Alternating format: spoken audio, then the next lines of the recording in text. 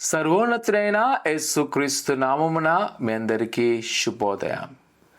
నేటి యొక్క సూచన మాట ప్రకటన గ్రంథము 2వ అధ్యాయం 2వ వచనం.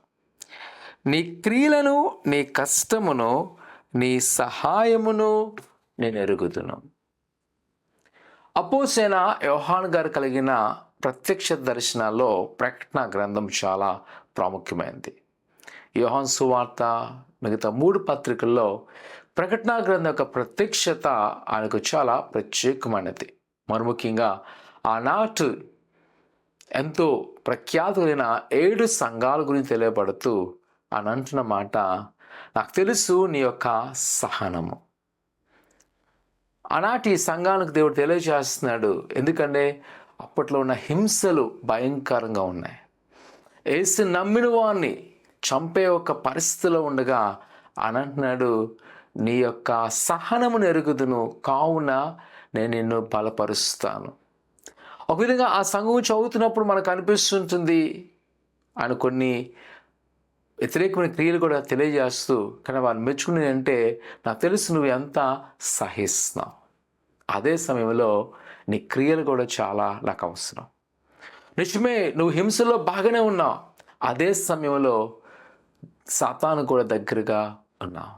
అక్కడ 7 సంఘాలను కూడా ఆయన వారు చేసిన పనులు మెచ్చుకున్నాడు. అదే సమయంలో దేవుని వ్యతిరేకమైన క్రియలను హెచ్చరించడం మనం చూస్తున్నాం. ప్రియకుమార కుమార్తె, నిజమే ఈరోజు మనం ఒకవేళ దేవుని దగ్గర కొంత బాగానే ఉన్నాం, కొంత బాగాలేదులే అనుకుంటే మనం అనుకుంటాం పర్వాలేదులే అని.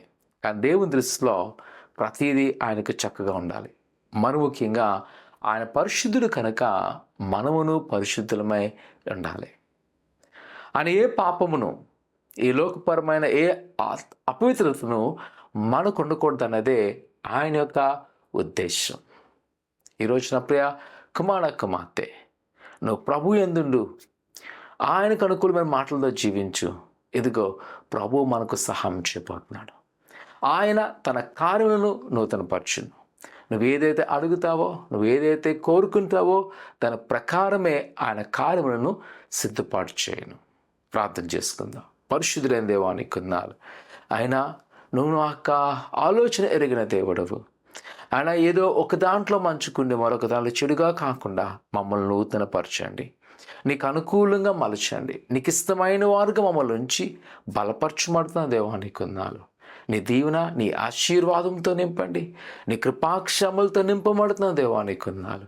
ఇదిగో నీ బిడ్డలేని వారు ఏదైతే అడుగుతున్నారో అండ్ ఆ ప్రకారం వారు జీవించడం కూడా వారు మనసు సిద్ధపాటు చేసి బలపరిచి స్థిరపరచమని యేసు నమ్ముతున్నాం తండ్రి, ఆమేన్.